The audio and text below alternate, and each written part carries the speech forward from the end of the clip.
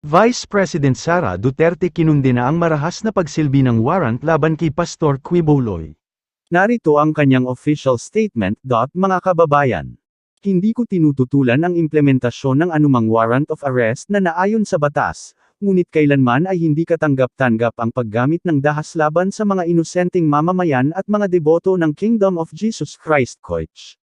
I vehemently condemn the gross abuse of police power in the takeover of the Koich compound earlier today, which led to the harassment of religious worshippers, the abuse of minors, and the unnecessary loss of life.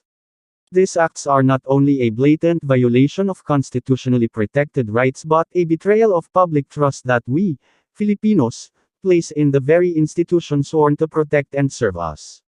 Hindi ko rin maiwasang matanong sa sarili kung ang paggamit ba ng di pangkaraniwang puwersa at di makatarungang pang-aabuso sa ordinaryong Pilipino, upang maipatupad ang naturang warrant of arrest, ay dahil ang akusado ay isang kilalang Duterte supporter. Kaya nais ko ring humingi ng kapatawaran sa lahat ng miyembro, deboto at bumubuo ng Kingdom of Jesus Christ, sa paghikayat at pakiusap ko sa inyong iboto si Bongbong Marcos Jr., noong 2022, naway mapatawad ninyo ako. You deserve better. Filipinos deserve better. Shukran. Isa na dito, tower. Sugay kay may nagpaubusan. Ambulance! Asa na ambulance na to? Bata,